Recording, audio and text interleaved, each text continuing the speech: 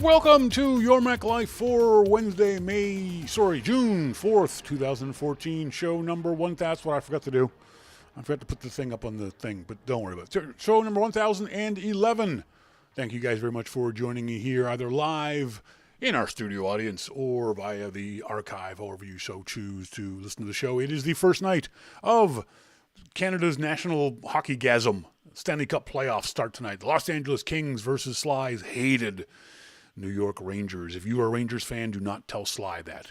Just don't. It's just not worth your hassle and effort. If you don't have a team to cheer for the Kings, because we here in Vancouver hate the Rangers. And Mark Messier, who's no longer a Ranger player, but we still hate him. And will for the day we all die. It's just the way it is. As always, send us emails to onair@yourmaclifeshow.com. We love getting emails from you guys during the show or during the week, however so you choose to send us emails. If you want to join us in the IRC chat room, you can by going to the website at yourmaclifeshow.com. Right there on the front page. Thanks very much to our good friend Monty from Atlanta, Georgia. You can join the IRC chat room even if you're not familiar with IRC. You can jump into the chat room right from there. If you are an IRC or want to use your own software, you are more than welcome to. We are in the IRC channel of we're in the IRC server of irc.chat-solutions.org. We're in the pound Your Mac Life channel. This information is available on the yourmaclifeshow.com website. I want to send a special shout out to, you get us right, MVC Mendez, who is in Sao Paulo, Brazil. Good luck for everyone in Brazil to put on a great World Cup football tournament. Month of June. I'm looking forward to it. I've always been a big fan of Brazil football team and also a big fan of the Italians. And then thirdly, the English. I think those are my top three. But I'm hoping it's Brazil and Italy win the World Cup, one of those two countries. It's fun to watch. The ceremony of it is a blast. I got to say, it's a slow game. And I'll watch it in the background for the most part. But I still enjoy it. Not as much as the hockey. I got to say, I'm more of a hockey fan than I am a soccer fan, but definitely we'll be watching both. So again, no soccer, no hockey scores. On tonight's show, we're going to be talking to our good friend Jim Dalrymple about, the only news of note this past week has been WWDC running this week in San Francisco. Apple had a huge WWDC, just monstrous. If you haven't seen the keynote on Monday, it's set 2 hours of your life aside to watch it. It's got some neat things. Now, no new hardware. First of all, let me fess up and apologize for the fact that I promised there would be new hardware. I did say this. I said it on Twitter. I said it on the show. I said it privately. I said it publicly. I was wrong. I was dead wrong. I read the tea leaves incorrectly. So I just want to say I'm wrong. And the reason why I want to say that is because of Mark Gurman, the asshat over there at 9 to 5 Mac, who said, and I quote, he says on Twitter, "I'm convinced Apple completely redesigned HealthBook and dropped the book because of the leak." In other words, the leak that he had posted up on 9 to 5 Mac. And then I and others, including John Gruber, said, dude, it doesn't work that way. And Gurman goes back to Gruber and says, yes, it does. No, it doesn't, you idiot. Just admit you were wrong. It's easy. Watch, Mark. I, Shawn King, was wrong. See, Mark? It's simple. That's all you got to do. People will respect you more when you admit your obvious mistakes than if you just try to pass them off as, oh no, Apple redesigned the app because I leaked the information. Shut up. It makes you sound like a frickin' moron, but that's what you are. But it also makes you sound just stupid, just utterly idiotic to not just stand up and say, yeah, I made a bad call. He gets enough stuff right. There's no reason for him to talk like this and make it sound like Apple's so intent on what 9 to 5 does that they're willing to recode entire ecosystems just so Mark Gurman's not right on a leak. Just stupid. But there were a bunch of things announced on Monday that won't necessarily come true for us average users until we get our hands on iOS 8 on new devices in September, until we get our hands on Mac OS 10, 10, 10, Yosemite, in late summer, early fall. It'll come true as developers. The month of October is going to be huge for developers, for iOS app developers and for Mac OS 10 developers, because then people will have these things in their hands and they'll start rolling out all these new versions of things. There's some really interesting things going on for developers. I had a hard time getting a hold of anybody to talk on background about the announcements on Monday because they were all so busy back in their hotel rooms, knee deep in new developer documentation. The Swift programming language that Apple announced there is probably, for a developer, the biggest news of the entire show, because someone from Wired Magazine tweeted me and asked me if I'd give him a call. And when I did, he thought I was a developer, and I had to correct him, and he then was no longer interested in talking to me. But the thing that we don't get as average users is developers like, the majority of developers like being challenged. They like having their brains stretched. They like learning new languages to a certain degree. And so if there's that, on top of the fact that this new language promises to be a lot easier for them to code for the software that they're developing for, makes it even more exciting for them. So this is like Christmas for developers, for programmers, for coders. These guys love this. And from what I understand, it's not just thrown together. Folks may not realize this. You may have seen it on Twitter. Apple's been working on this for 4 years. This is not something that they just, hashed out over the weekend. This is something that's been ongoing in Apple Skunkworks for a long time now, and it's finally ready for the public. The other aspect I see a lot about people talking about with regards to this is, so I can find the fact that people are saying that Apple is borrowing or stealing or whatever it is from Android. And you know what? Whether that's true or not, I personally don't care. I couldn't give a damn where Apple's getting their ideas from. Some people might, and I understand that. But for me, don't care. As Ars Technica writes, great artists steal the iOS 8 features inspired by Android. Okay, that's fine. Inspire away. Apple's had enough stuff stolen from it over the years, inspired by it over the years, that I really don't care if Apple turns around and borrows things from Android. Because one of the things that Apple does is, they know these things. They could have put it in previous versions. But Apple wants to make sure everything is solid from a user and security perspective before they throw new features in there. So Apple's always going to be, not always, frequently going to be behind the curve when it comes to some of these features. The biggest one a lot of folks are really excited about, and I understand it, is this a combination of the swipe keyboard idea that you'll be able to type faster in theory, and be able to use alternative keyboards. Flexi is an alternative keyboard that you could use, and that's very exciting to people. Yeah, and I think it's exciting because it's choice. I want choice. I want options. I don't want to be stuck with an app or a thing that doesn't do what I want it to do or doesn't do it in the way I want it to do. So if we can get different keyboards or browsers, and one of the downsides of iOS is that you can't set a different browser on your phone or on your iPad as the default. You can use different browsers, but they can't be set as default.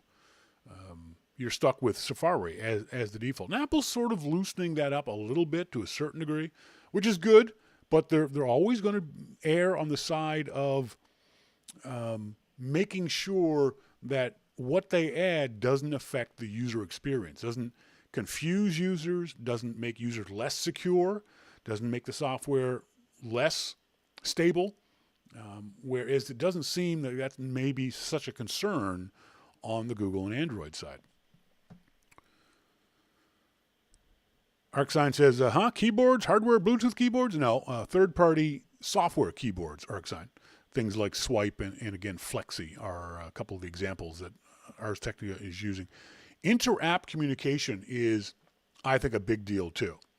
The fact that Apple is opening up to a certain degree, a little teeny tiny bit, the ability for apps to talk amongst themselves. Now, they can't talk directly. If you saw the keynote, you'll see that Apple was very clear in saying if app A wants to talk to app B, it's got to go through Apple's software layer first in order to be able to do that. So what Apple's doing is protecting you from apps that may want too much data or want data that Apple doesn't want to let them have. Maybe it's advertising data. Maybe it's security data. Maybe it is location data. All those kinds of things that Apple wants to make sure, A, they keep control of, and B, protect the user. But it is going to be neat. The example they used during the keynote was of a photography app wanting to be able to access the filters of some other photography app. That might be possible going forward. So I think those are good things. There's a bunch of other things that were going on.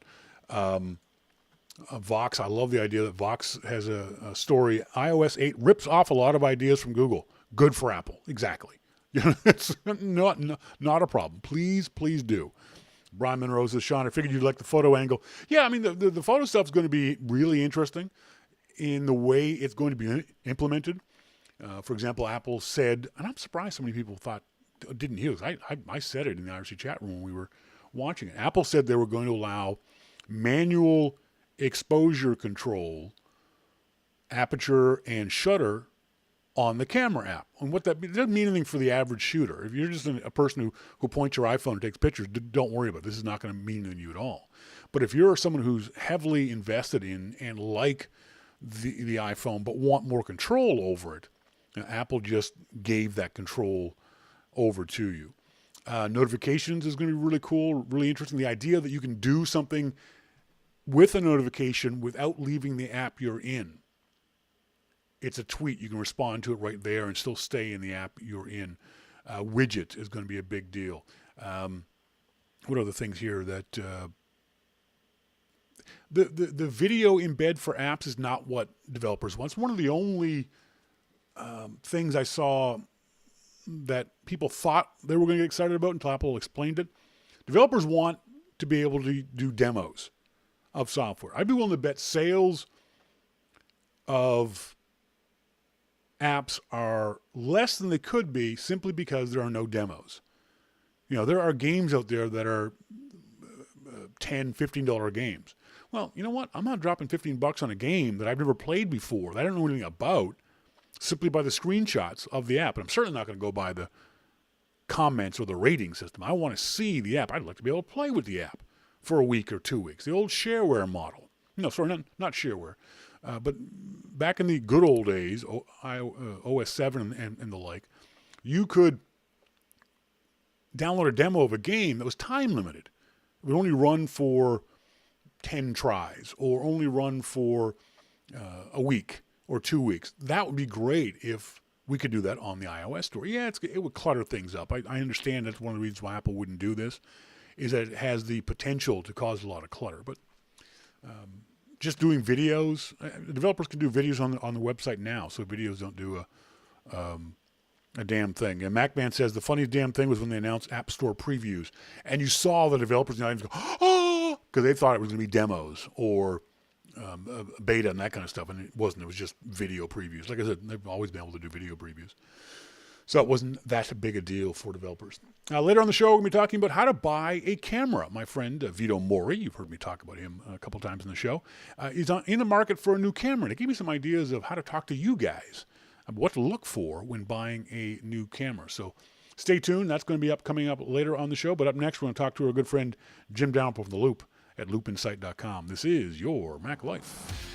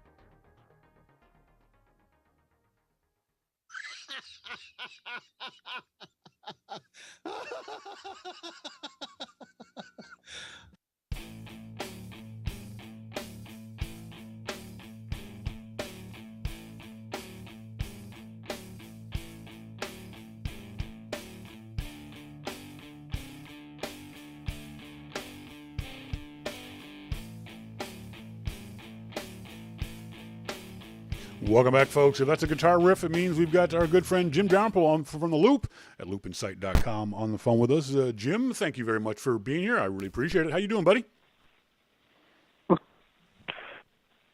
Jim? I wouldn't miss it. What was that?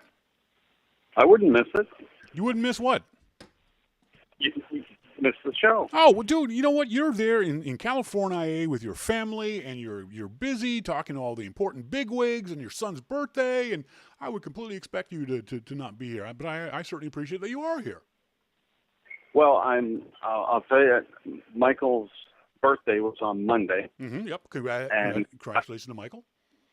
19th birthday, mm-hmm. And I missed his birthday dinner. Why? Because it was Monday of WWDC keynote day. It's always the busiest day. So I felt terrible about that. So as soon as I'm done here with you, I'm going to take him to dinner. Where you going? I'm going to Buca. Oh, jeez. You're taking your son to Buca de Pepa? Yeah. Dude, do me a favor. Take him to a better place. Take him to Umbria. No, he wouldn't like that as much as Buca. He loves Buca. You're a simple family, aren't you? Okay. He is 19, 6'4", and like 170 pounds. The boy can eat like large farm animals. That's a good point. He would cost you a fortune at Umbria. So yeah, fair point. And, yeah. Umbria brings you, like 7 noodles on a plate. Charges you $30 for them. Yeah. Buca charges you, like $10 and gives you, a wheelbarrow. That's right, exactly. So I understand the point. So he can just dip his face right in there and go to town. Okay, we have to get your opinion now. I know your Bruins and my Canadians are out of the Stanley Cup final, out of the playoffs. Who you got? The Kings or the Rangers? To be perfectly honest, as soon as the Bruins go out, I stop watching. So you're just a fan of laundry is what you're saying. You're not a fan of the game. You're a fan of laundry. I love my Bruins so much, but, the Stanley Cup is usually going on at this time, and it's really busy down here. Yep. So I don't often get a chance to watch. The only year I made a chance to watch is when they were going for the Cup against Vancouver. Yep. And won. So, but yeah, who was going to win? I don't know. That's a tough call, but I think LA has a good chance of pulling it out. I think LA in 6. You are in San Francisco. WWDC is this week. You're at the keynote. Give me. I'm going to toss out a couple sentences at you, and you'll respond to them. Best Apple keynote since 2010. What happened in 2010? I have no idea. I'm pulling the number out of my butt. Okay. Yes. It's hard not to get that. I mean, I don't know what it was like in the room, but from what we saw on video, not only was the audience enjoying themselves, and maybe this is surprising, you get the sense that the guys on stage were enjoying themselves a lot too. Well, and that's something that I noticed straight away was that they were really enjoying themselves. And it's not something you always see. And this was genuinely enjoying themselves. Yep. I mean, I talked to some of the executives afterwards.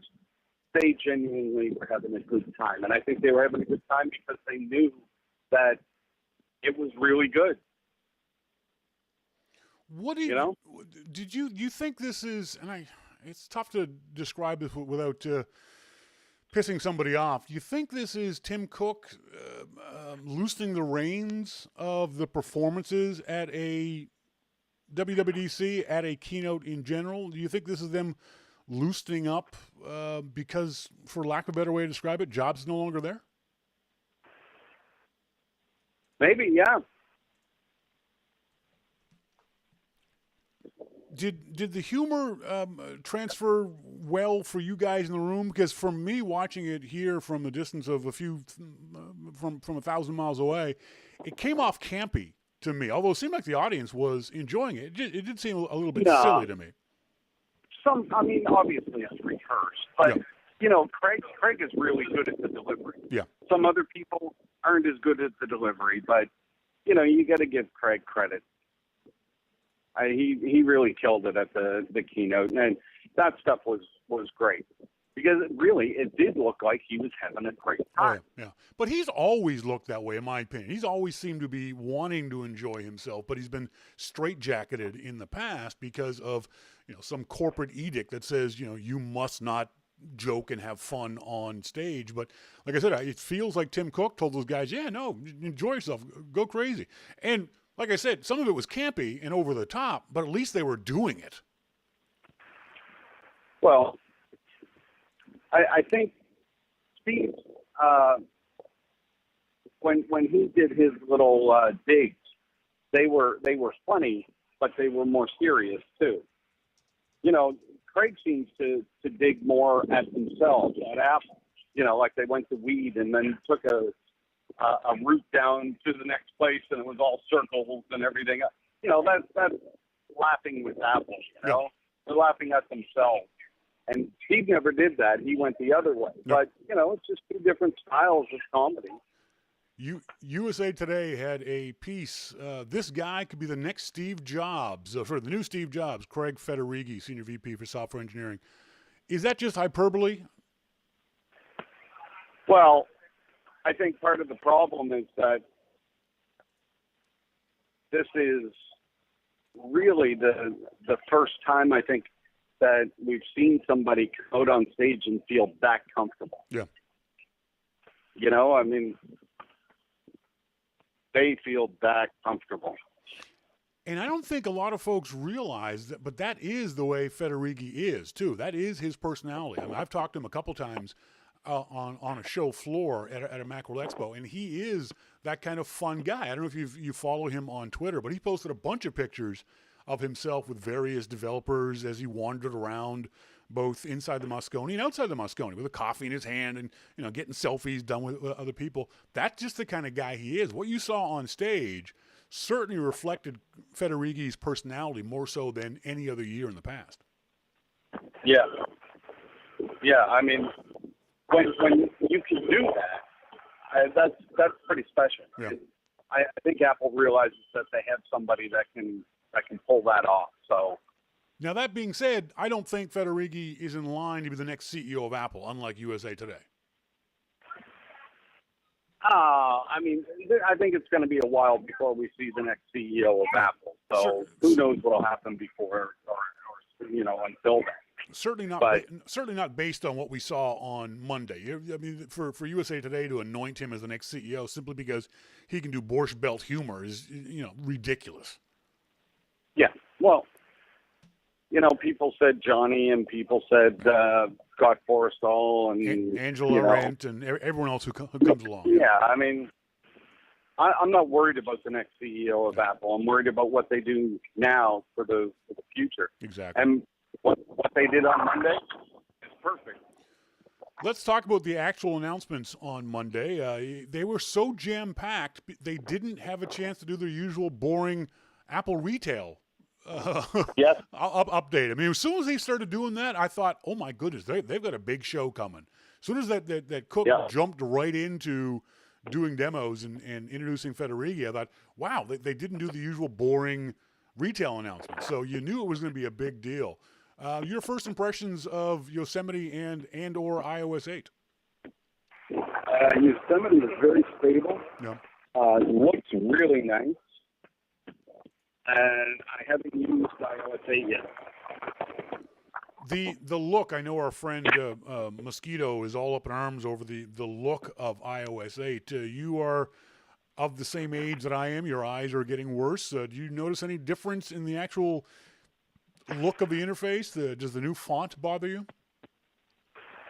I really haven't gotten a chance to look at it that good. So I don't know. OS 10, I really enjoy the new interface or the new fonts and stuff like that. I think we'll get used to those regardless of whether you like them or not now. Just like we get used to every new version of iOS of the iOS that comes along. I don't think it's going to be that big a deal moving forward. The under the hood stuff or the features that they showed off, some of them were very, very cool. The handoff or the continuity stuff. Did you get a demo of that? Did you get a sense of how that's actually going to work, or did you just see it from the keynote floor? Yeah, just from the keynote. No. So I saw the same thing that you did. It looked it's pretty cool. I mean, typical Apple stuff. Is that something that you need and want? Is that something that is of interest to you from the point of view, oh, that's cool, or something like, oh my God, I'm so glad I can do that? I'm glad I can do it. Yeah.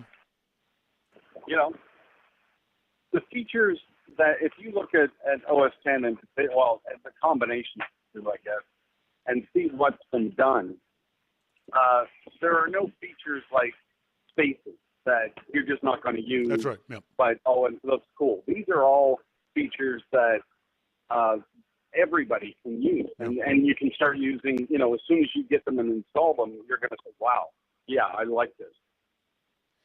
I think this is what Apple has been hinting at, and typical of the Mac pundit community not getting right. The fact that people are so worried that iOS is going to become, the Mac OS is going to become iOS, and we're going to see that convergence. I think it's these two parallel tracks that Apple is on. They're showing us now where iOS and the Mac OS are going to be working in partnership.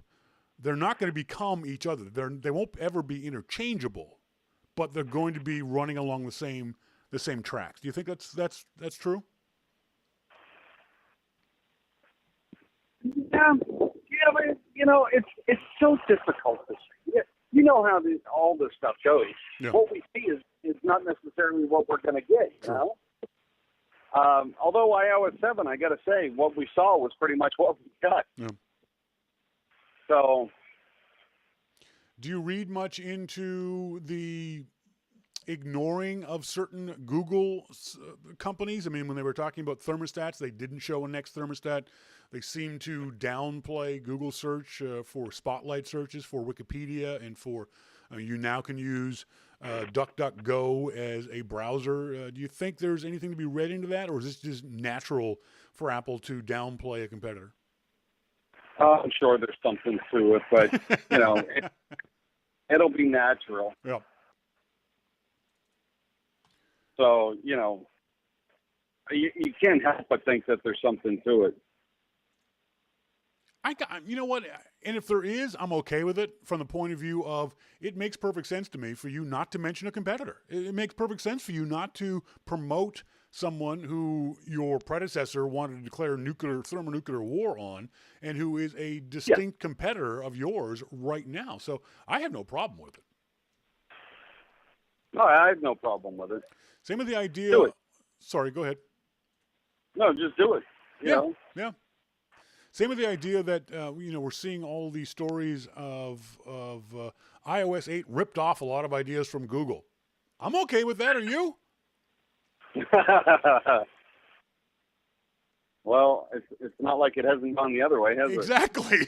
Exactly. And you know what? If they're good ideas, go nuts. Apple's been ripped off enough. Google's been ripped off enough. Fine. As long as these things aren't under patents and this is going to cause a bunch of lawsuits from some company attacking Apple or Apple attacking some other company, these are good ideas. And I'm glad to see. No matter what they do, it's going to involve lawsuits. Yeah, probably. Someone's going to sue somebody. But from a user point of view, I just want the best OS, whether it's Mac or iOS, that I can possibly lay my hands on. But I also want what you don't get in Android. I want security. It's one of the reasons why Apple doesn't just throw these features in there. They have to make sure that these things are secure.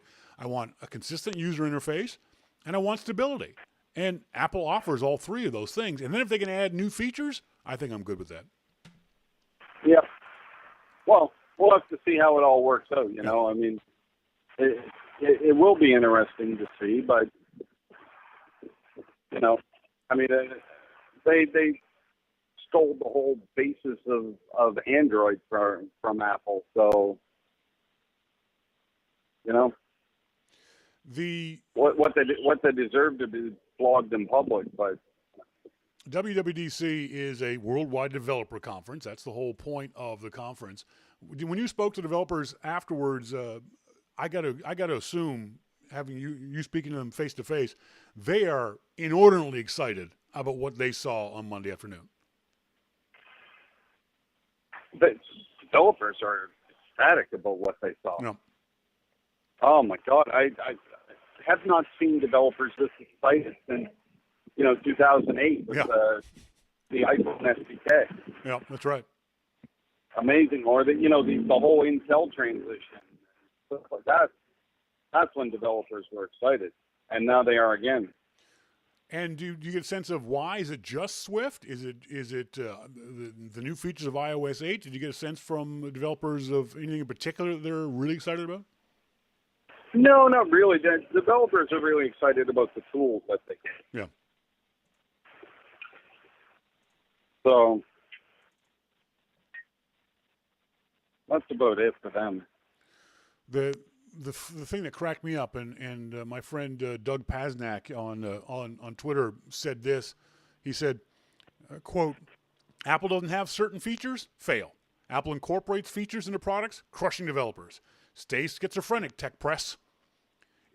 Apple's kind of damned if they do and damned if they don't, aren't they? That sometimes when they add this stuff, people get all up in arms over it. But if they hadn't added this stuff, we'd see articles all this week going, oh, Apple's falling behind again because they don't have notifications, this, and this kind of stuff. Apple's just going to do what they're going to do and screw everybody else.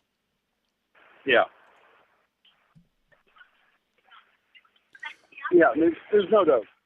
The majority of the press is looking for something bad. Yeah. Yeah, that's just the way it is. I think they want something bad. I think the single dumbest tweet I saw was from the book author, Fallen Empire, whatever, Yuri Kane. She said that this was the most tepid response she'd ever seen to a WWDC. I'm like, is she stupid? Who are you watching it with? Zombies? Because I'm watching the video and I'm seeing people laughing their butts off at these dumb jokes.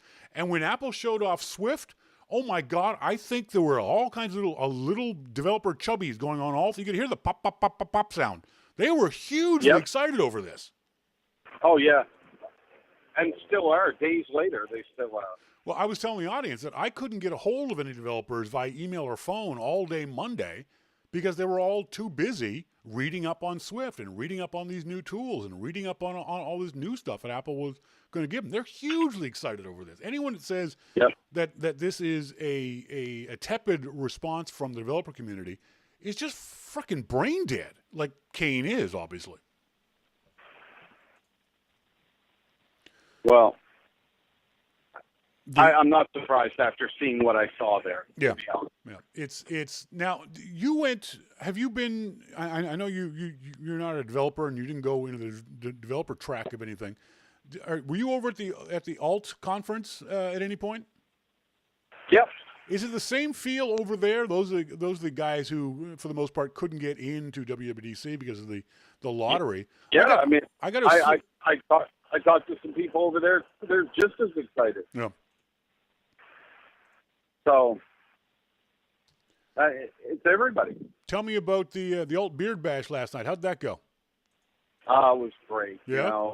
Played some guitar, drank some beer, lots of people there. It was great. Wait, that's like a usual Tuesday for you, though, isn't it? Yeah, that's right. That's something different than what I usually do it in like ice hotels and stuff. Exactly, in igloos.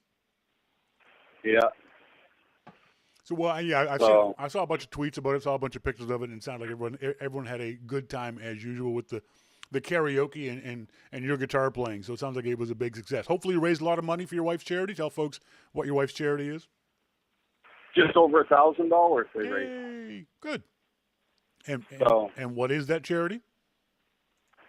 Home to Stay Dog Rescue. It's a wonderful dog rescue there in our home province of Nova Scotia, and I'm very happy that you were the folks at the Alt Beard Conference were able to help out Monique's dog rescue. That's fantastic.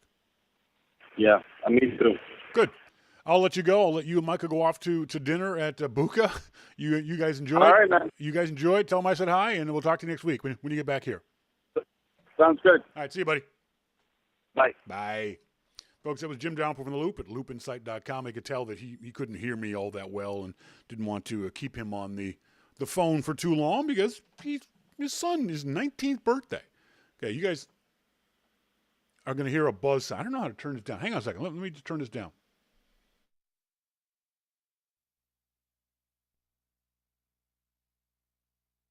See if that worked. Yeah, I had to turn on the audio inputs because when I re-plug in the audio input, it makes a buzz noise and drives you guys crazy. ZDNet, quote, ZDNet says, the keynote may not have exhibited the enthusiasm of a Steve Jobs show. ZDNet still in a self-induced stupidity coma. How you could possibly say that keynote on Monday didn't have, here's my fancy word, didn't have a surfeit of excitement, then I don't understand what you were watching, what you were thinking about.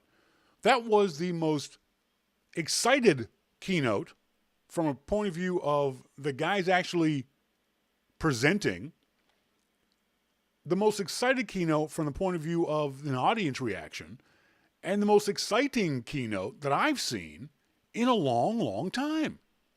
It's not a consumer show.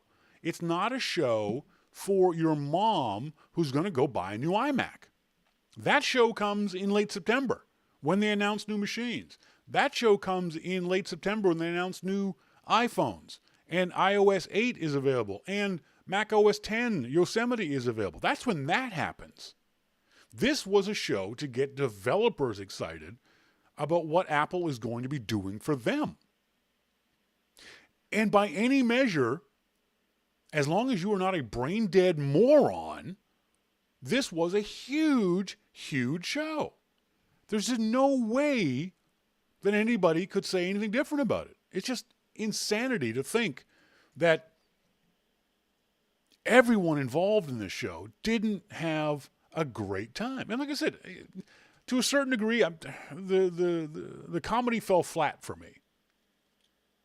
It wasn't something that was all that funny, but I'm glad they were doing it. You know, I'm glad that they were at least loosening up and lightening up. Whether it fell flat or not, for me personally, is not the point. The point is they're enjoying themselves and excited about what's going on. There was all kinds of things that, because the keynote was so jam-packed, they didn't even talk about. TUAW had a story about there is now a new feature, or going to be a new feature in iOS 8 for the camera app, where you can do time-lapse videos. Now, TUAW called that awesome. If you like time-lapse videos, okay, maybe it is awesome. But for the most part, it ain't that awesome. What is awesome is the fact that we're going to see more and more of these little tidbits of information as developers get elbow deep into the iOS and start telling us, oh, look what I found. This is really cool. I can put this in my app. I can do this now. I can, do any number of things that we are going to be able to do, they're going to be able to do to make better apps. And that's very, very exciting for developers, and it's going to be even more exciting for those of us who are using this kind of stuff. Macworld magazine has got a really good article on the 20 features Apple didn't have time to talk about. They're going to be adding burst mode for older phones, which, I don't care. I hate burst mode, actually. Panorama photos in iPad, the aforementioned time-lapse video mode, add a camera timer, separate focus and exposure controls. Now, again, they said that during the keynote. Auto night mode. The fact that you'd be able to talk to Siri and just go, hello, Siri, or hey, Siri. Now, see, that's a feature I need to see how that works. Now, I know some people are worried that you'll walk into a room and yell, hey, Siri, and 8,000 phones will turn on. That's not the way it's going to work. But the downside of that is it means that your phone is going to be constantly listening for, hey, Siri, which might affect battery life. I'm not saying it will. I'm saying it might affect battery life. Private browsing per tab in Safari is going to be interesting for those of you who need that kind of thing. DuckDuckGo support, we already mentioned that. Battery usage by app is going to be interesting. Wouldn't it be nice to know which of your apps are using up the most amount of battery, and then you can choose to turn that app off or throw that app away? And developers can find out, oh, my app is using up too much juice. I have to do something to lower it. Brian Monroe said they said you have to have your phone plugged in to have the Hey Siri work. So that's interesting. Okay, Brian, thanks very much for that. I didn't know that. Baron Von Cruz, stop jumping in and out of the out of the Google Hangout. It's really annoying. Stay in or stay out. I keep having to mute him. FaceTime call waiting. I don't use FaceTime all that much. In case of emergency card, don't care. Or you should already have that set up on your phone. Travel time notifications, that's kind of cool. I don't go anywhere, so I'm not sure how much use that's going to be for me. A lot of photo stuff, definitely. A lot of photo things for users going forward. The idea, the whole iCloud Drive thing, where it will grab every photo you have and put it on the cloud, can be good. It means you're going to end up with a lot of screenshots on the cloud. But for not a lot of money, Apple is opening up the ability to upload a lot more stuff and to have that stuff accessible hopefully easily. Now, I say hopefully because Apple's notorious for not getting cloud stuff, not getting network, not getting internet stuff right. So I'll withhold judgment on that until I actually see how it's used. If it works the way it was demoed, it's a great idea. I mean, how many of us have got hundreds and thousands of photos on our iOS devices that don't get backed up or don't get backed up in multiple places? You know, I'm always on the kick of you guys should have multiple backups of your important documents and software and data and photos. So if this works the way Apple shows it off, that's going to be a good thing. It means that if you lose if there's a, God forbid, a fire in your home and you lose both your Mac and your iPhone or iOS devices, then you'll still have data and information and photos backed up in the cloud. So that's a good thing. What else is going on? Macworld had an article, eight Yosemite features. What do you think about the name Yosemite? Do you care?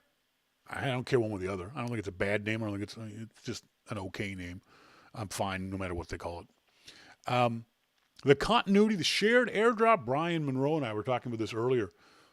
The idea of airdrop not requiring your devices to be on the same network is really cool in ways that you may not have thought of.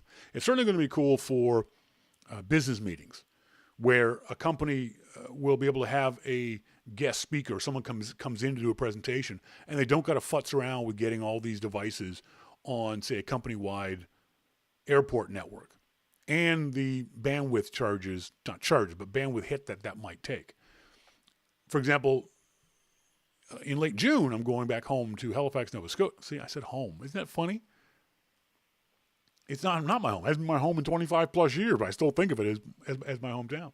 Going back to Halifax, and I'll bring my Apple TV with me in order to set up at the location, at the museum. And I'll have to set that up on their Wi-Fi network and then set up my Mac and my iPad and my iPhone on their Wi-Fi network. Everyone in the room will also be on their Wi-Fi network. So if their Wi-Fi isn't strong enough or has enough bandwidth, it could affect my presentation. Well, this way, with this ad hoc network, I don't need to have Wi-Fi. The devices themselves will set up a little network between them, and it'll be direct, so it'll be less latency.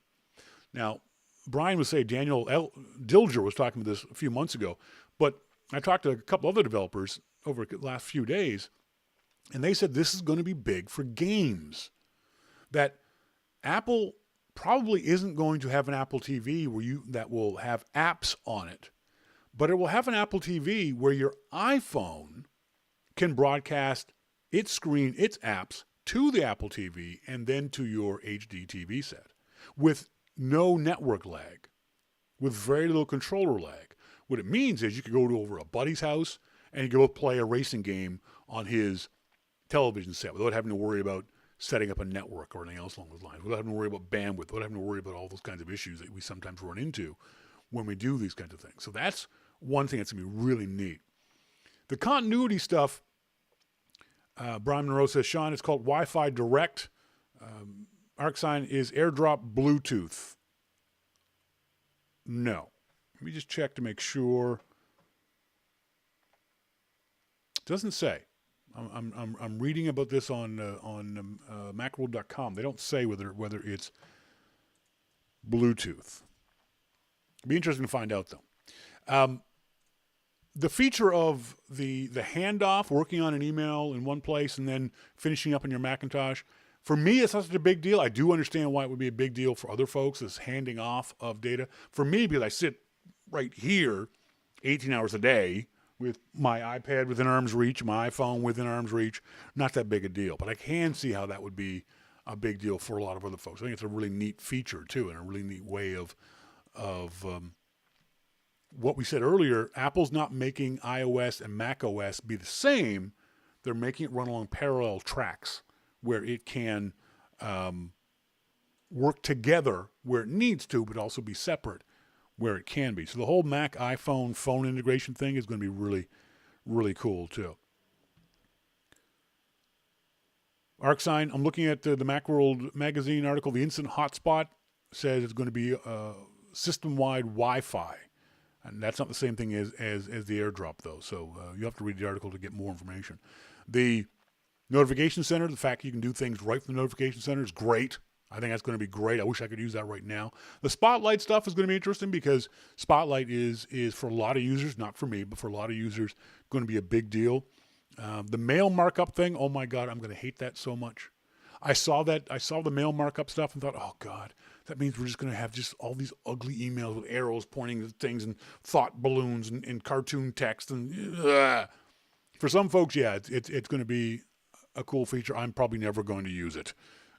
I can tell you, never going to use that kind of stuff. But there are, now the other thing is, remember, this is going to be a public beta too.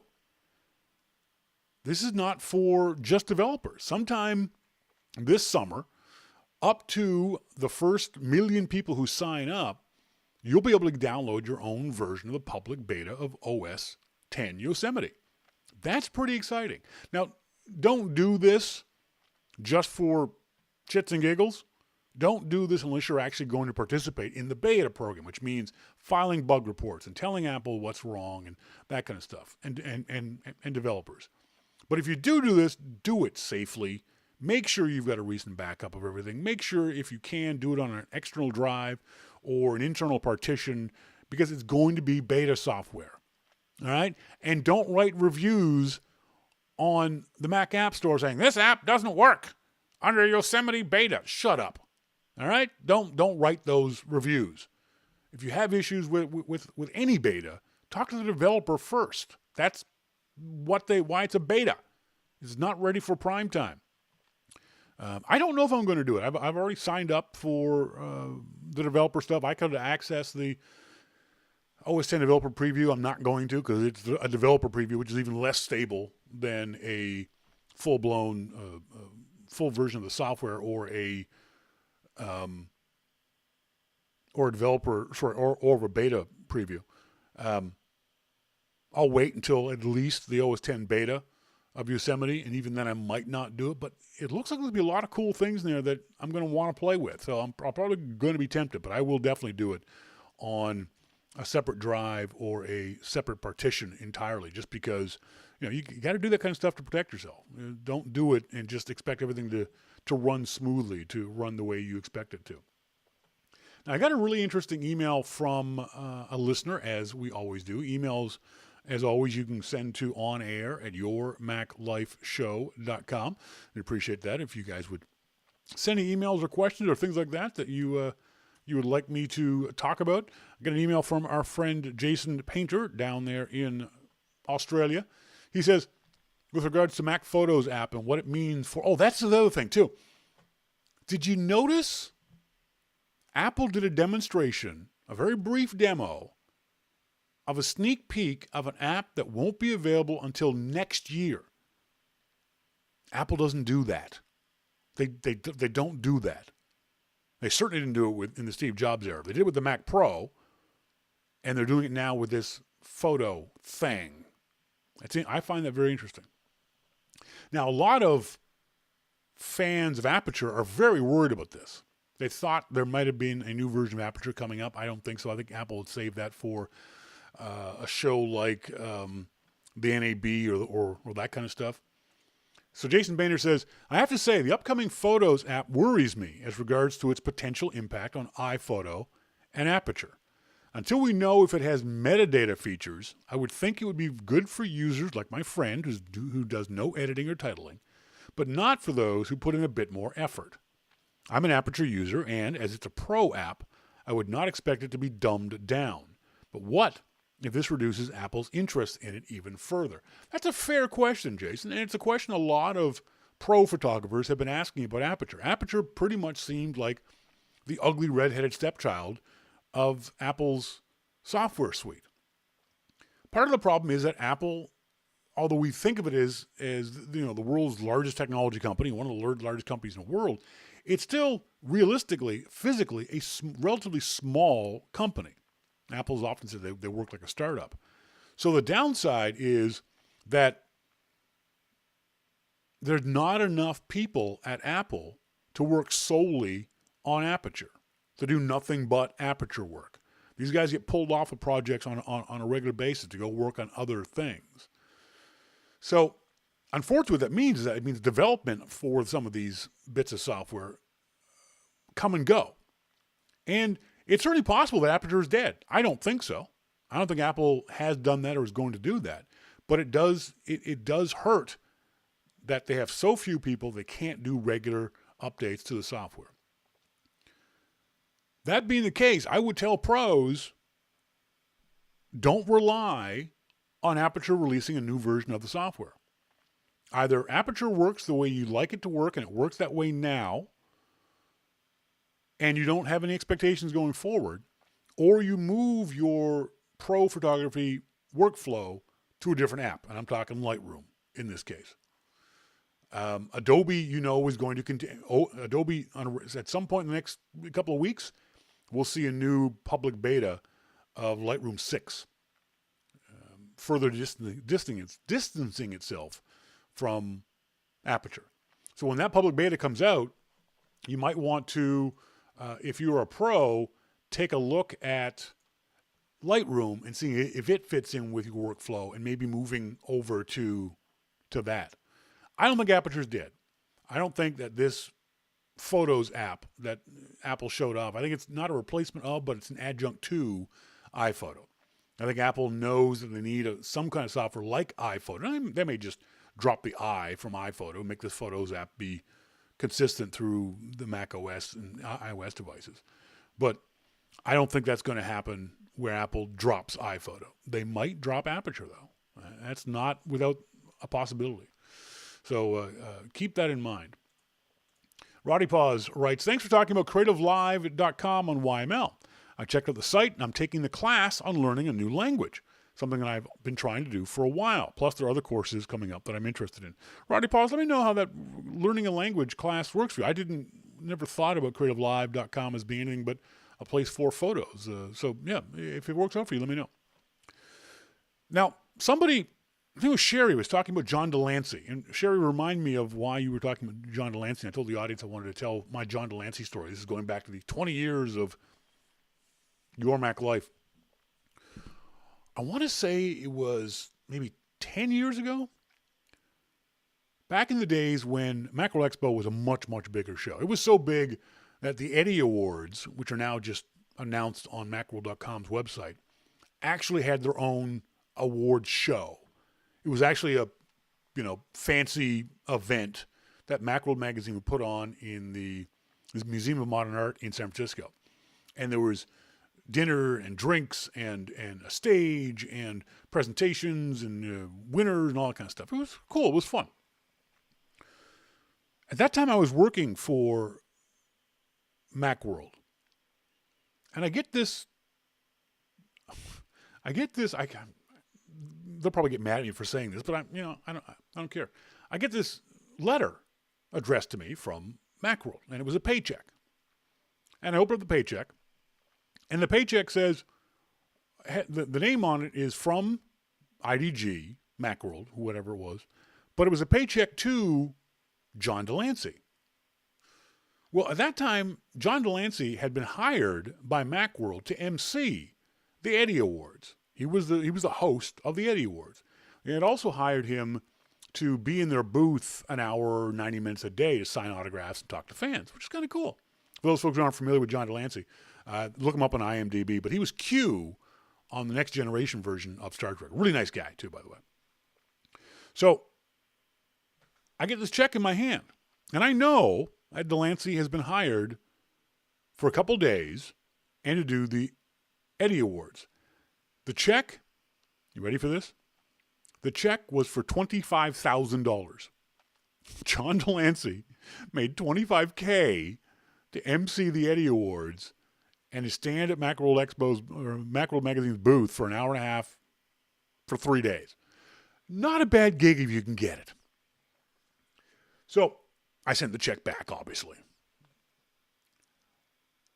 At some point, I'm introduced to Delancey, and we're talking. He finds out I'm from Vancouver. He has a boat here, or at the time, he had a boat here in Vancouver. And we hit it off really nicely.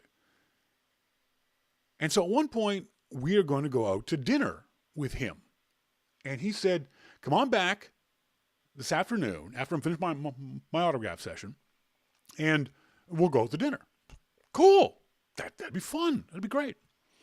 So 2 o'clock, 3 o'clock, 4 o'clock, whatever time in the afternoon, I come back. I'm sort of standing off to the side. I'm not a fanboy. Certainly not a Star Trek nerd, geek, Trekkie, Trekker, whatever you want to call it. I enjoyed it, but I wasn't enamored of it. And I'm watching the actual fans get up and come get stuff signed and chat and pictures and the whole deal. And I notice off to the side, there's this beautiful woman, red hair, 5'8", beautiful body, just gorgeous, staring at John. That's kind of cool. And so after John's finished his signing, I walk up to him and shake. Hey, that was really neat to watch you talk to people. He said, yeah, some of them are a little bit nerdy and geeky and are kind of shy about coming up and talking to me, but you learn how to draw them out, and because he was really good at that. He was really good at connecting with folks and saying one or two things to make them feel good and to draw them out of their shells. Yeah, Turtle says, no wonder these people show up at the cons. Yeah, they show up because they're getting paid damn good money. So, and remember, this was 10 years ago that he was making that kind of coin. So I said, well, it's nice that you get some fans that are a little prettier than others. He said, what are you talking about?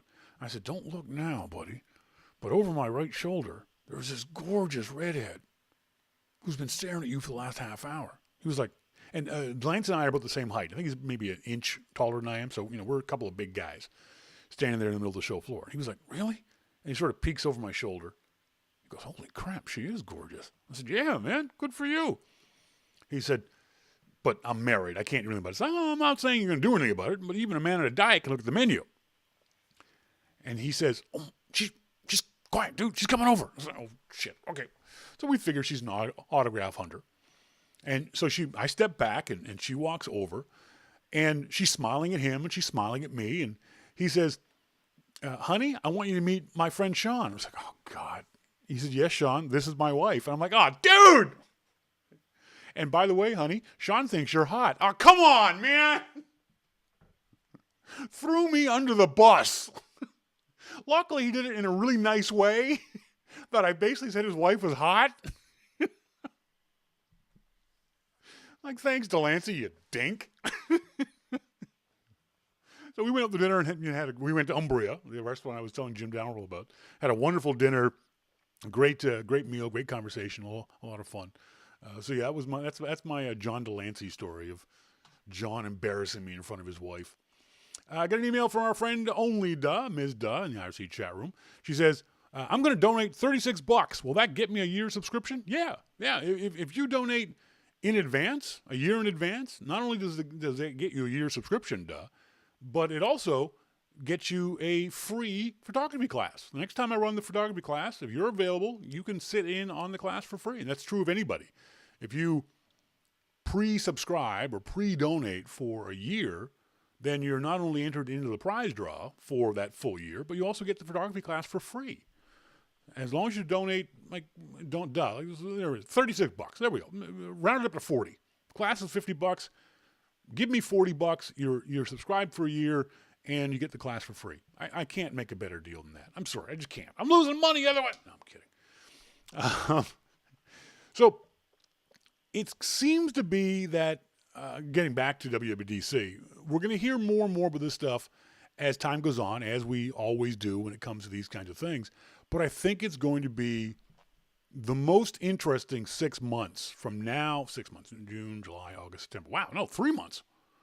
3 to 4 months. Because you have to let developers, but a month after the iOS is available and Mac OS is available for developers to just really start rolling stuff out.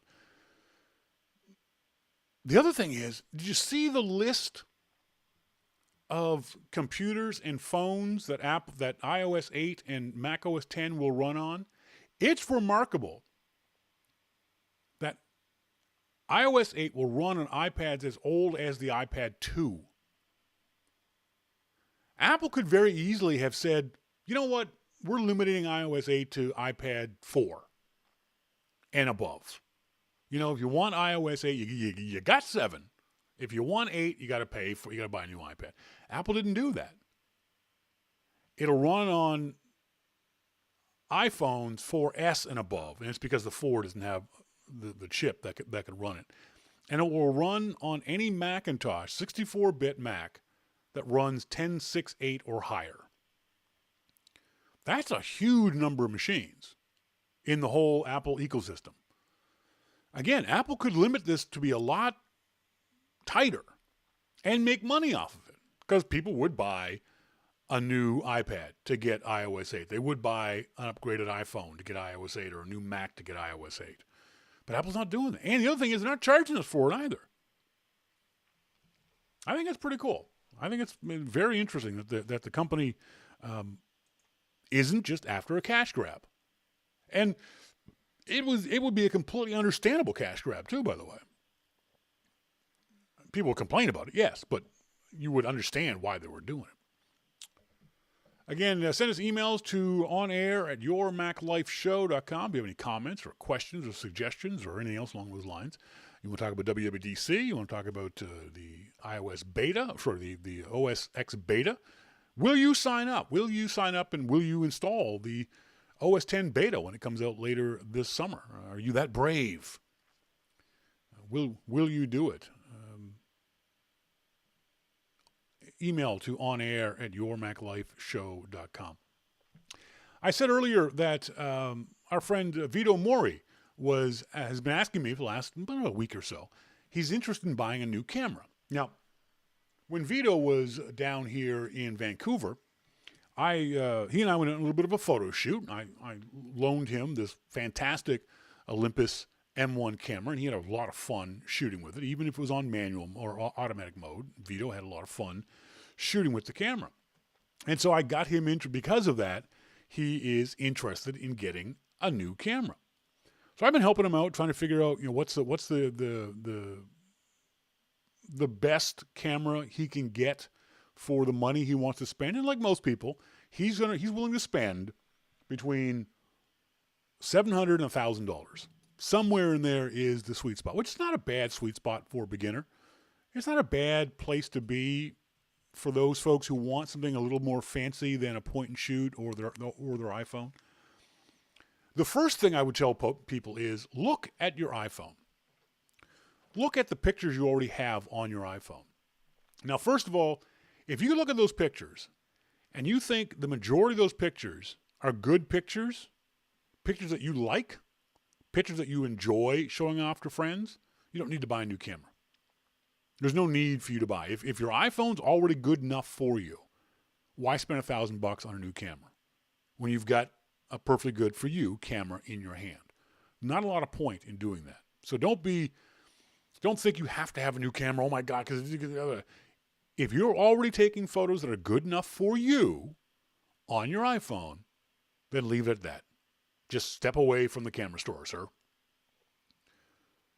The next thing is, if you look at your iPhone and the pictures aren't what you like, that there's something missing in the photos, take a look at what kind of photos you tend to take.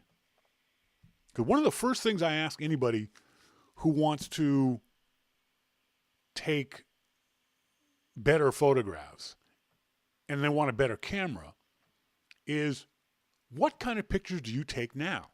Because that will dictate what kind of camera you get. For example, if you're the kind of person that lives near the beach or is always at the beach, always near water, always near sand, that kind of stuff, or you have kids that take pictures with you, you hand your camera to your 12-year-old or your 13-year-old, that's going to be a different kind of camera than someone who likes going out in the wilderness and taking landscape shots. Or someone who likes taking portrait shots. They love taking up really nice pictures of family and friends and even strangers. So the kind of photos you already take can help point you in the direction of the kind of camera you can buy.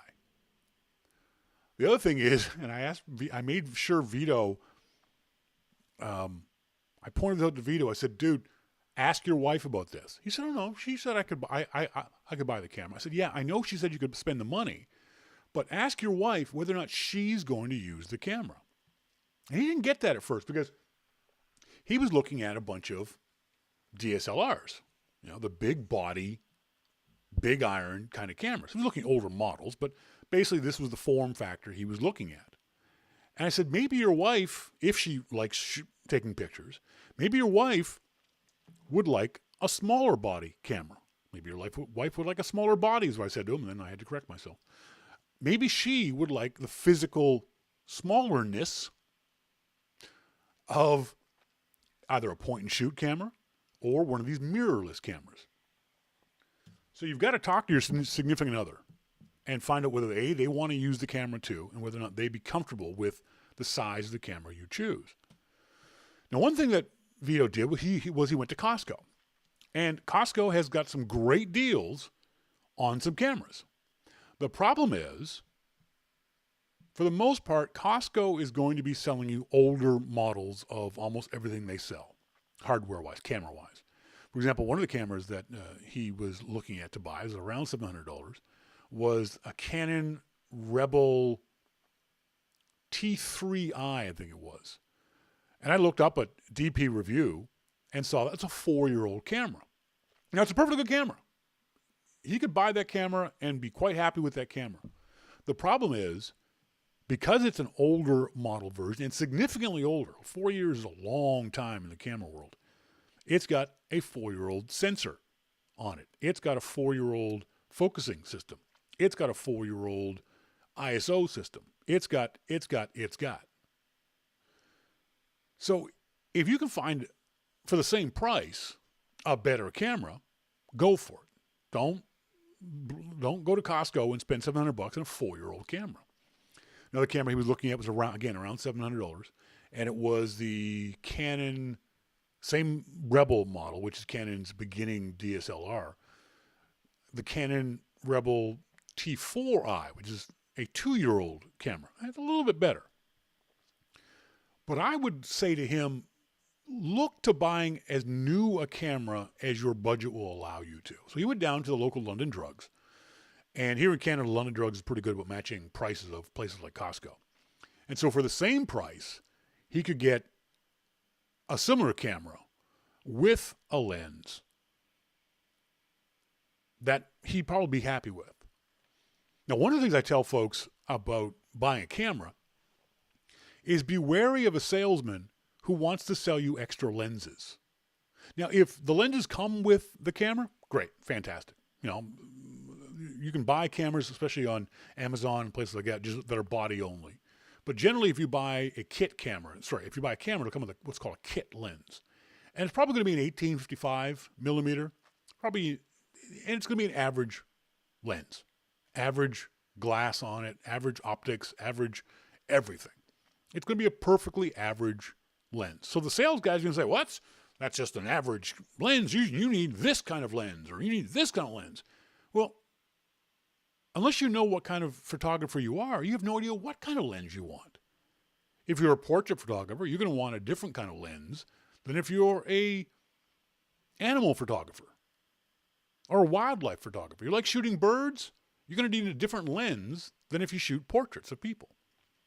So what I tell everybody is, don't buy an additional lens right there in the store until you learn to use the camera and the kit lens.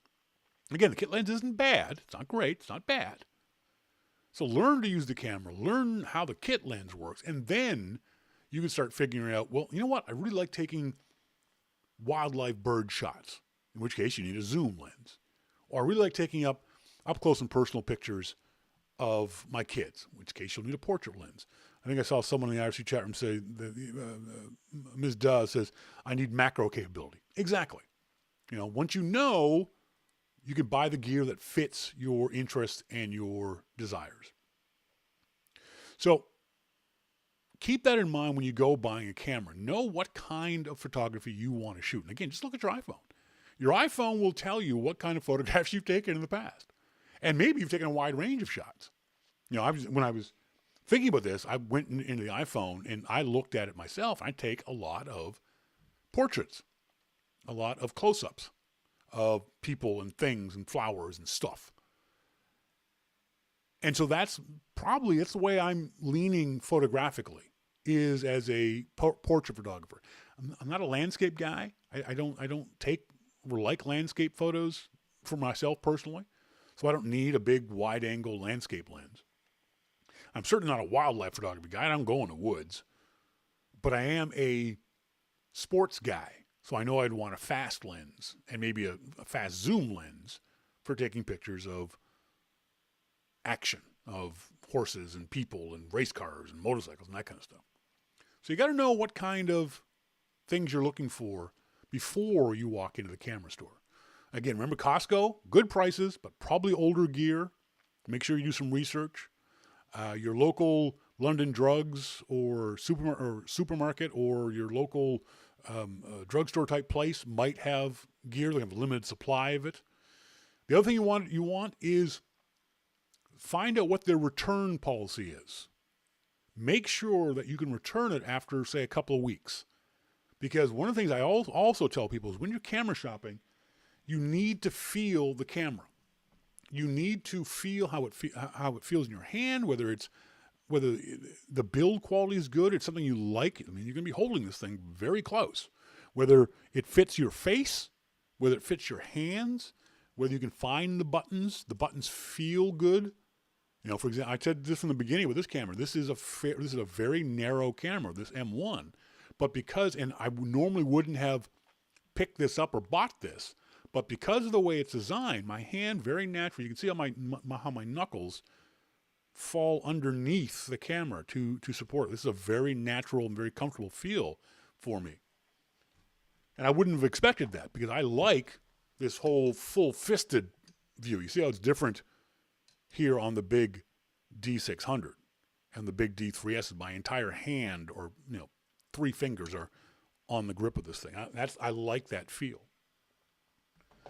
The other thing about buying a camera, please, and I've ranted about this before, don't go to Costco or your local Black's Camera or your local camera store and ask the guy all these questions and feel all these cameras and look at all these pricing and then go home and buy it on Amazon. That's just don't do that. Your next camera, you can buy that. Or maybe your next lens, you can do it that way. But if you walk into a physical store location and use their resources, their staff, their lights, their physical space.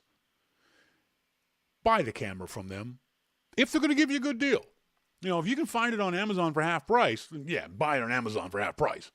But if the price is $50 different, $100 different, you've used the resources of that store, please buy it from the store. Because one of the problems is, as we've stopped buying from these stores, they go out of business. It's happening in the motorcycle community all the time. People go into a motorcycle shop and try on 15 different helmets, find the exact right helmet that fits them, and then they go home and buy it on motorcyclesuperstore.com. And then they bitch when the physical store goes out of business because you didn't buy from them. Yeah, their prices are a little bit higher, but they have to be higher because they have a physical location. You tried on the freaking helmets. So same with cameras. If you try on their gear, if you're using the staff as a resource, if you're asking questions, if you're playing around with the physicality of a camera, don't stiff the store by then going and buying it on eBay or buying it on Amazon.com. I can't stand when Brian Monroe says, do not showroom from stores like that. Yeah, in this regard, actually for the most part, showrooming in general I don't like. But certainly in this regard, don't showroom a store. Don't stiff a store if you've used their resources. That is our starting point photography tip of the week. I want to say a big thanks for the folks from Oloclip at oloclip.com, Lowpro at lowpro.com, Backblaze.com, Pixelmator.com, and MacFun.com. All five of those companies are giving me prizes to give away at my photography seminar in Halifax, Nova Scotia, this coming June 28th. In the Museum of Natural History in Halifax, Nova Scotia. It's going to be an all-day class. It's going to be photography secrets revealed. Dun, dun, dun. What it basically is going to be a way to teach those folks who attend the class the tips and tricks about photography that, as we always say, the pros know, but the average person might not. And the reason why I love doing this class is because that information is out there. You don't got to take a class to get this information, but you have to work real hard to get it. So it's $99 if you know someone in Nova Scotia, if you know someone in Halifax, and you want to pass this on to them, tell them to go to startingpointphotography.com. It's $99 for the class, all day long class. We're going to have from the folks at MacFun, they're great software. Remember I've talked several times about their software called Snap Heal, which is amazing for removing telephone lines out of your photos. It's a really, really good job and really easy to use. Pixelmator is fantastic graphic editing software. Backblaze, I'm always ranting about how you should have an online backup. Backblaze has got by the way, folks, Backblaze has got a great deal. I think it's a year for 5 months. Sorry, a year for $5. What? Hang on. I know I posted this story at loopinsight.com. Let me find that real quick. Backblaze. 1 year of unlimited cloud storage with Backblaze for $25. So check that out if you get a chance. The Lowpro guys make fantastic camera bags. I love my Lowpro bag. We're going to be giving away a couple of those during the seminar. And Oloclip makes those really cool lenses that go on to your iPhone and your iPad. So you can take macro shots, you can take wide angle shots, and really cool fisheye shots. So thanks very much to those 5 companies. And hopefully we'll have more getting involved at the end of the month. So go to the website, startingpointphotography.com, to learn more details or to pass that information on to your friends. We'd like if you could do that on Facebook or just among your friends that you might know who live in my home province of Nova Scotia. I'm so looking forward to going back. I've got a request. I've actually got, Brian Monroe says, Shawn, you should also mention that Backblaze is native to OS X versus the others that are bad ports from other platforms. Baron Von Cruiser says, Shawn, what's the old fort in Halifax? It's called the Citadel. It's on the highest point of land in the city, and it's a star-shaped citadel. Never fired a shot in anger. On top of that hill is also the old town clock, which I'm dying to go back to. I was telling someone about this. I'm kind of scared about going back because I've romanticized Halifax so much in my brain. to me, it's the most one. I've traveled all over the world, and it's still the most wonderful city I've ever been to, bar none. It's got great North American history. It's got great scenery. It's on the ocean. It's got great pubs. I love the pubs in Halifax. It's a very walkable city. Downtown core of Halifax is about 10 blocks wide and about 5 blocks up from the waterfront. So it's only about 50 blocks. But last time I was there was 35 pubs in those 50 blocks. And I've actually got requests from people to go to this pub and take a picture for them because they haven't been back home in so many years. So I'm going to be doing a little bit of a pub crawl. Now, a pub crawl back 25 years ago was you went to a pub, you got 2 glasses of beer, not pints. They didn't sell pints back then. 2 glasses of beer. You drank 2 glasses of beer, went to the next pub. And that's what you would do. There was one street in Halifax. I don't know if it's still as popular, but it was called Argyle Street. And Argyle Street the street was maybe, I want to say 150 yards long, maybe 100 yards. It had 9 pubs on it. You would park your car at one end of Argyle Street and then get a cab the other end because you were too drunk to walk back home. Our record for our pub crawl, this was me and probably 10 friends and buddies from college, was 18 pubs. That's basically a pint in 18 pubs. Now, granted, we started at noon and didn't finish until closing time at 1 or 2 o'clock in the morning. I'm not going to get anywhere near that record. I'm not going to try to get near that record. But I'm going to be flying in on if anyone, by the way, is, any of our listeners live in Nova Scotia or live in Halifax and want to get together, let me know. Send me an email to Shawn@yourmaclifeshow.com. Because of the stupid airline schedules here in Canada. Remember, we are a huge country with a very tiny population. So the problem is you can't get a direct flight from Halifax, from Vancouver to Halifax.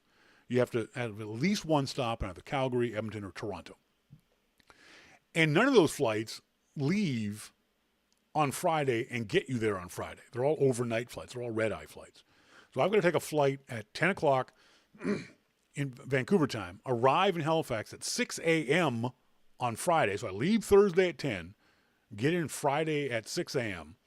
I'm going to wander around Halifax for that whole day, taking pictures and all that kind of stuff. Hopefully meet up with some friends for dinner, and then the seminar will be all day on Saturday, and then Sunday meet up with family down in Bridgewater, Nova Scotia, and then come back on Monday. So on the Friday will be my tourist day. I'm going to walk around to all my old haunts, see if they're still there. You guys are familiar with the story of The King and I, Anna and the King of Siam? What is her name? Oh, crap. Anna, let me go to Wikipedia. Anna, someone quick, help me out. Anna. Search, Anna, wait a minute. King and I, Wikipedia. King and I, what the hell was her name? Oh, Anna Leonowens was her name. Well, when she left Siam, she moved to Halifax. A lot of folks don't realize that. And not only did she move to Halifax, she was co-founder of the Nova Scotia College of Art and Design, which is still around today, which is really kind of cool. So, that's kind of really neat history that Halifax has. MacMan says, 18 pubs. Could you stand up after that? Well, it took 12 hours. So, yeah, we were fine. And also, we were also in college age, all right? We were 20, 21 years old. You could do that when you're 20. Couldn't do it now. No way I could do it now. One of the great things about Nova Scotia pubs is they all had this, again, 25 years ago, had their own little atmosphere. So, for example, there was the oldest pub in Halifax is one called the Seahorse. And it was where the art college students, the Nova Scotia College of Art and Design students, would hang out. So it had that sort of art college, art student kind of vibe to it. A lot of emo kids, a lot of goth kids, a lot of kids sitting there with their drawing pads and charcoal and things like that. And there was a jock pub and there was a sports pub, and there was a smart kids pub. So, they had, all these pubs were very close distance. We're all within walking distance, and all had this really neat vibe to them. And it's the thing I'm really looking forward to. So then the public gardens in Halifax is spectacularly beautiful. Hopefully we're going at a really good time. So we'll be wandering around there. So it's going to be a lot of fun. It's going to be a lot of fun for me personally. I'll get to see my little niece, Emily, again. I get to see my sister, Melanie. I get to see my mom. And back on the old farm back home. Hopefully we'll get to see the old farm. So I'm really enjoying this, and hopefully this is going to be successful. The whole idea behind all of this is to do these seminars once every couple of weeks all over the place. I'd love to be able to do these things every 2 weeks, everywhere in the world, teaching people how to take better pictures with the camera they already have. And that's the key, with the camera you already have. The class isn't about going up and buying a new camera. You don't have to buy a new camera. If you want to, go ahead. But it's about learning how to use the camera you already have, learning how to see a scene, to see an image before you even take the picture. Maybe that's something we'll talk about on next week's show, is how to see an image before you even raise the camera to your eye. Folks, I want to say thanks very much to our good friend Jim Dalrymple from The Loop at loopinsight.com for joining us. I'm always happy when Jim joins me when he's off traveling, because I know it's not easy for him, and we're also interrupting him right there in the middle of his family time. His son, as he said, turned 19 years old while they were in San Francisco, so it's great for Jim to take the time out. And congratulations on the Alt Beard Bash, and I'm glad to see that some money was raised for Monique's charity. It's very good to hear. I want to say thanks very much to you guys for being tuned into the show, for our IRC Babe Sly, everyone in the IRC chat room. Thanks to all you guys for being here live during the show. You guys are half the fun of the show, is being able to see what you guys are commenting on in the IRC chat room. So I always appreciate anyone who shows up in the IRC. And you folks who are listening to the archive, I thank you guys for doing it too. Please send me emails to Shawn at yourmaclifeshow.com. So until next week, as always, I've been Shawn King, and you've been listening to Your Mac Life. See ya!